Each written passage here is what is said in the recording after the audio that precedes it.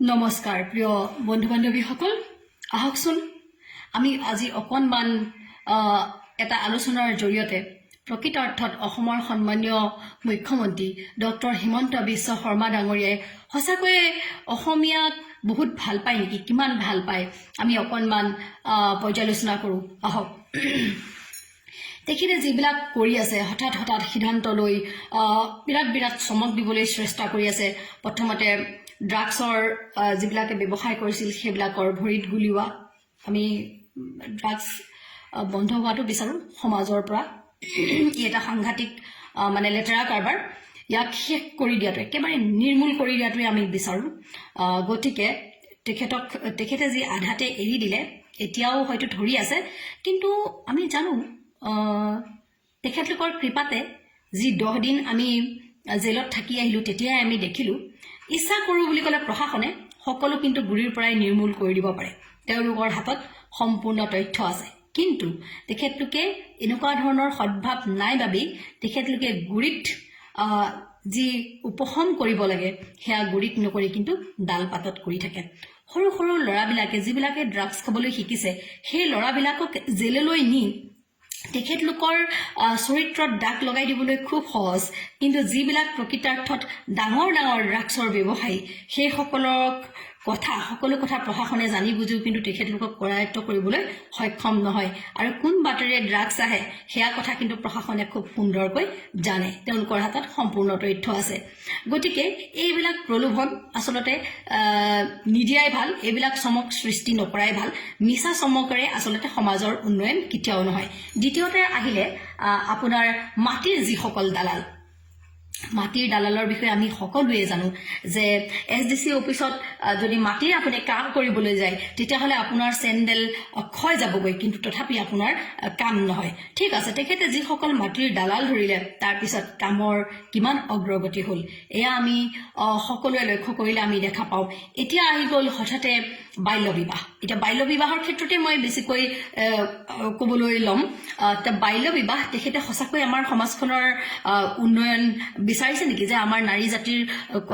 উন্নয়নৰ কথা বা আমাৰ মানে শাৰীৰিক উন্নতিৰ কথা চিন্তা কৰি তেখেতে এইটো পদক্ষেপ লৈছে নেকি হয় বাল্য বিবাহৰ আইনখন বহু পুৰণি আইন ইয়াক আচলতে কঠোৰভাৱে ৰূপায়ণ কৰিব লাগে বুলি আমি ভাবো সমাজত এতিয়াও বাল্য বিবাহ বহুত চলি আছে নথকা নহয় সকলো সমাজত আমি আচলতে কোনোবা এখন সমাজলৈ আমি আঙুলি দেখুৱালে নহব প্ৰত্যেক সমাজতে আচলতে বাল্য বিবাহৰ হোৱা আমি দেখা পাওঁ আচলতে যি ধৰ্মই নহওক যি জাতিয়ে নহওক সকলোতে নাৰীক আচলতে একেদৰে ভবা হয় গতিকে তাৰ বাবে আমি সকলোৱে জগৰীয়া কিন্তু এতিয়া কথা হ'ল আপোনালোকে এটো নাভাবিব যে মাননীয় মুখ্যমন্ত্ৰী ডাঙৰীয়াক আমি সদায় বিৰোধী হল বুলি সদায় বেয়াকে কৈ থাকিব নোৱাৰো কিন্তু এটা কথা আমি ক'বই লাগিব যে তেখেত এজন বৰ সুচতুৰ ব্যক্তি আৰু তেখেতে জনসম্পৰ্ক খুব সুন্দৰভাৱে গঢ়ি তুলিব পাৰে কিন্তু আমি এটা কথাই দিম তেখেতৰ এই সুচতুৰালিখিনি তেখেতৰ যি বুদ্ধিদীপ্ততা এই বুদ্ধিদীপ্ততাক যদি তেখেতে অসমৰ কল্যাণৰ অৰ্থে আৰু প্ৰকৃতাৰ্থত যদি তেখেতে সৎ কামত প্ৰয়োগ কৰিলেহেঁতেন মই দি ক'ব বিচাৰো ডক্টৰ হিমন্ত বিশ্ব শৰ্মা ডাঙৰীয়া ভাৰতৰ ভিতৰতে এজন সৰ্বশ্ৰেষ্ঠ কিন্তু মুখ্যমন্ত্ৰী হ'লহেঁতেন আৰু ভাৰতৰ উজ্জ্বল জ্যোতিষ্ক হৈ জিলিকি ৰ'লহেঁতেন কিন্তু ডক্টৰ শৰ্মা ডাঙৰীয়াই তেখেতৰ যি এই সুচতুৰ বুদ্ধিবিলাক এইবোৰ কিন্তু তেখেতে কেৱল খালি তেখেতৰ নিজৰ উন্নয়নৰ কামত ব্যৱহাৰ কৰে আমাৰ অসমবাসীৰ বাবে কিন্তু উন্নতিৰ কাৰণে কৰে বুলি মই নাভাবো আপোনালোকে এটা প্ৰমাণ চাব পাৰে ডাটা মোৰ হাতত আছে কিন্তু মই ডাটা নিদিওঁ আপোনালোকে নিজেও অলপমান কষ্ট কৰক আপোনালোকে তৰুণ গগৈ চৰকাৰৰ দিনত যি 15টা বছৰীয়া কংগ্ৰেছৰ মানে শাসনকাল চলিছিলে আৰু এই যোৱা সৰ্বানন্দ সোণোৱালৰ দিনৰ পৰা ধৰি 2016 চনৰ পৰা আজিৰ তাৰিখলৈকে 2022 তাৰিখলৈকে আপোনালোকে যদি তুলনা কৰে প্ৰসূতিৰ মৃত্যুৰ হাৰ আৰু নৱজাতকৰ মৃত্যুৰ হাৰ তেতিয়াহ'লে আপোনালোকে গোটেই কথাবিলাক গম পাই যাব শেহতীয়াকৈ ভাৰতৰ যি আপোনাৰ মানে ৰাজ্যবিলাকৰ মাজত যি তুলনামূলক আপোনাৰ অধ্যয়ন হ'ল তাৰ পৰা যি সমীক্ষা ওলালে সেই সমীক্ষাত অসমৰ নৱজাতকৰ মৃত্যু আৰু প্ৰসূতিৰ মৃত্যুৰ হাৰ সৰ্বাধিক আছিলে দেশৰ ভিতৰতে যাৰ ফলশ্ৰুতিত ডক্টৰ হিমন্ত বিশ্ব শৰ্মা ডাঙৰীয়াই এই বাল্য বিবাহক মানে তেখেতে এটা কাৰণ বুলি ভাবি লৈছে হয় আমি সমাজৰ পৰা বাল্য বিবাহটো একদম শেষ হৈ যোৱাটো বিচাৰো গতিকে কঠোৰভাৱে দমন কৰক আমি দমন কৰাটোও বিচাৰো কিন্তু সমাজখনত মিছামিছি কিছুমান ইছ্যু ঢাকি ৰাখিবৰ কাৰণে যিসকলৰ ইতিমধ্যে হৈ গ'ল ৩-৪ বছৰ হৈ গ'ল সেইসকলক আচলতে আতিশয্য নচলাই সেইসকলৰ ওপৰত কঠোৰভাৱে ৰূপায়ণ কৰক যে ভৱিষ্যতলৈ এতিয়াৰ পৰাও ভৱিষ্যতলৈ যিসকলে এনেকুৱা ধৰণৰ কম বয়সীয়া ছোৱালী বিয়া কৰাব তেখেতসকলক আমি কঠোৰ হাতেৰে দমন কৰিম সকলোলৈ দিয়ক ধৰ্মীয় গুৰুসকলৰ পৰা ধৰি সমাজৰ বিভিন্ন স্তৰৰ লোকসকলক লৈ তেখেতলোকে আচলতে এইটো কাৰ্যসূচী চলাই নিব পাৰে সমাজত আমাৰ এখন জিলাত বহু উকিল আছে তেওঁ সেই উকিলসকলকো আচলতে অধিবক্তাসকলকো তেওঁলোকে বিভিন্ন এলেকাবিলাকত অঞ্চলবিলাকত দায়িত্ব দি তেওঁলোকক আচলতে আইনগতভাৱে সচেতন কৰাব পাৰে জনতাৰ লগত সম্পৰ্ক কৰি দৰকাৰ হ'লে তাৰ লগত পুলিচ প্ৰশাসনকো সহযোগ কৰিবলৈ তেখেতে বাধ্য কৰাব পাৰে এনেদৰেও সুন্দৰভাৱে সচেতনতাৰে বাল্য বিবাহ আমি ৰোধ কৰিব পাৰোঁ কিন্তু ডক্টৰ হিমন্ত বিশ্ব শৰ্মাই এনেদৰে সুন্দৰ পথ থাকোঁতেও এই সুন্দৰ পথ নলৈ তেখেতে আবাজাবাকৈ যিখিনি মানে ধৰক কোনোবা গৰ্ভৱতী হৈ আছে কোনোবা বাচ্চা 1 বছৰ হৈছে এনেকুৱা 2-3 বছৰীয়া বিয়া পাতা কম বয়সীয়া ছোৱালীক আনি পেলানি মানে ধৰক তেখেতলোকৰ স্বামীসকলক যিটো মানে আতিশয্য চলাই পেলানি ৰাখি দিছে ৰাজ্যখনত এনেকুৱা এটা পৰিৱেশৰ সৃষ্টি হৈছে যে আৰু ইয়াত আমাৰ ৰাজ্যত বেলেগ সমস্যা বৰ্তমান একো নাই কেৱল বাল্য বিবাহটোৱে আমাৰ ৰাজ্যখনত আজিৰ তাৰিখত প্ৰধান সমস্যা কিন্তু আমি জানো যে তেখেতে তাৰ দ্বাৰা G20 সন্মিলনৰ যিখিনি প্ৰচাৰ আচলতে পাবলগীয়া আছিলে সৰ্বানন্দ সোণোৱালৰ নেতৃত্বত হৈ থকা সেইখিনিক ঢাকি ৰাখিছে দ্বিতীয়তে বাজেটত আজিৰ তাৰিখত কৃষি বিভাগত যি বাজেট আছিলে তাৰ যি মানে কৃষি বিভাগলৈ যিটো মানে টকা আছিলে সেই টকা আগতকৈ বহুত কমি আহিছে শিক্ষা বিভাগলৈ কমি আহিছে স্বাস্থ্য বিভাগত এইখন চৰকাৰে কমাই দিছে আমাৰ প্ৰধান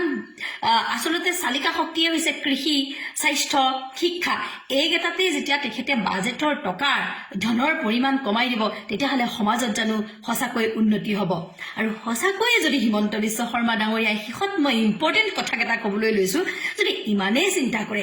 তেতিয়াহ'লে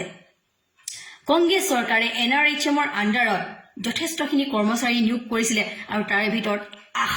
আশা কৰ্মী নামেৰে এটা অঞ্চলৰ বাবে একোগৰাকীকৈ স্বাস্থ্যকৰ্মী নিযুক্তি কৰিছিলে সেই আশাক ৩,০০০ টকাকৈ দিয়া হৈছিলে আজিৰ এই সময়ত সেই চৰকাৰে কিন্তু ৩,০০০ টকা আৰু ১,০০০ টকা কাটি তেখেতসকলক মাত্ৰ বোলে ২,০০০ টকাহে দিয়ে এই কথাটো মই আশা কৰ্মীৰ লগত কথা পাতি গম পাইছোঁ আৰু তেনেদৰে আমি ক'ব বিচাৰোঁ যিসকল অংগনাবাদী কৰ্মী আৰু সহায়িকা আছিলে বা আৰু যিসকল ৰান্ধনী আছিলে স্কুলবিলাকত খাদ্য ৰান্ধি দিয়া সেই ৰান্ধনীসকলক মাত্ৰ ১,০০০ টকাৰ বিনিময়ত তেখেতে কামত খটুৱাই আছে আৰু আমি অংগনাবাদী কৰ্মীসকলৰ কোনো উন্নতি হোৱা আমি দেখা নাই এই বৃহৎ পৰিমাণৰ যি মহিলাসকল এইকেইটা অনুষ্ঠান প্ৰতিষ্ঠানৰ লগত জড়িত হৈ আছে এই মহিলাসকলৰ উন্নতিৰ কাৰণে তেওঁ পাৰিতোষিক কি বঢ়াব নোৱাৰে নেকি এগৰাকী মহিলাই ১,০০০ ২,০০০ ৩,০০০ এনেকুৱাত জানো আজিৰ তাৰিখত এই মূল্য বৃদ্ধিৰ সময়ত একোখন সংসাৰ চলাব পাৰে এয়া ডক্টৰ হিমন্ত বিশ্ব শৰ্মা ডাঙৰীয়াই নিজেই নিৰ্ণয় কৰকচোন আৰু তেখেতে যদি প্ৰকৃতাৰ্থত নাৰীৰ কথা চিন্তা কৰিলেহেঁতেন যে আশা কৰ্মীসকলৰ যোগেদি মানে স্বাস্থ্য বিভাগৰ ফালৰ পৰা যি কিশোৰীসকলৰ বাবে 6 টকা দামীৰ চেনিটাৰী নেপকিন প্ৰদান কৰি থকা হৈছিলে কংগ্ৰেছ চৰকাৰৰ দিনত সেইখিনি বন্ধ কৰি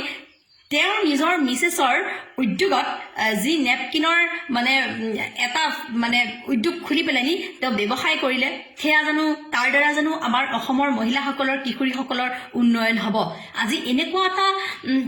ব্যৱসায় নাই যিটোত নেকি তেখেতৰ পুত্ৰ সন্তান তেখেতৰ পত্নী জড়িত নাই গতিকে আমি এটাই কথা ক'ব বিচাৰিম যে তেখেতে অসমৰ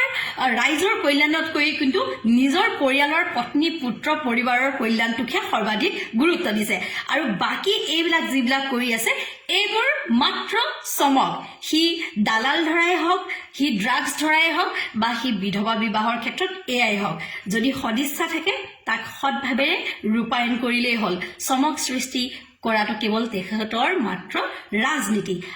আজি যি অৰ্থনীতিৰ অৱনতি ঘটিছে আদানীয়ে যি ফ্ৰড কৰিছে এইবিলাকক ঢাকি ৰাখিবৰ বাবে আৰু সৰ্বানন্দ সোণোৱালৰ যি G20 তেখেতৰ নেতৃত্বত হৈছে সেইবিলাকক ঢাকি ৰাখিবৰ বাবে আচলতে তেখেতে নিত্য নতুন একোটা চমক সৃষ্টি কৰিবলৈ লৈছে আমাৰ কল্যাণৰ কথা তেখেতে কিন্তু ভবা নাই তেখেত এজন ধূৰ্ত অতিকৈ শিয়ালতকৈও ধূৰ্ত মুখ্যমন্ত্ৰী গতিকে তেখেতৰ ভাল গুণ যিমান আছে তাতোতকৈ কিন্তু বেয়া গুণ অজস্ৰ আছে গতিকে এই কথাখিনি আপোনালোকক মানে বুজাই দিবৰ কাৰণে এই মই ভিডিঅ'টো কৰিলো আপোনালোকে বিশ্লেষণ কৰি চাব ধন্যবাদ